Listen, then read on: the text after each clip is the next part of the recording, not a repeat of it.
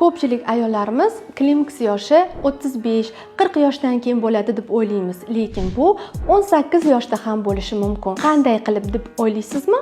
Unda meni kuzating, sizga hozir tushuntirib beraman. Homiladorlik paytida 12 haftagacha agar ayol qandaydir kimyoviy moddalar qabul qilsa, ya'ni dorilar yoki kuchli stress o'tkazsa, bunaqa holatda bizda onamizdan o'tadigan tuxumdonlarimiz, ya'ni brilliantlarimiz juda ham kam miqdorda o'tadi va bizda 18-20 yoshda tuxumdonlarning soni kamayib, voqli ishdan chiqishi mumkin.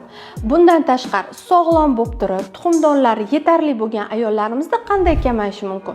Ularda esa tashqi turmush tarzini o'zgarishi, ya'ni noto'g'ri turmush tarzi, semizlik, qalqonsimon bez kasalliklari, temir yetishmovchiligi juda ham ko'p defitsitlarga bog'liq. Albatta, siz shu haqda to'liqroq ma'lumotga ega bo'lmoqchi bo'lsangiz, kommentariyada o'z savollaringizni qoldiring. Men bajonidil sizlarga javob beraman.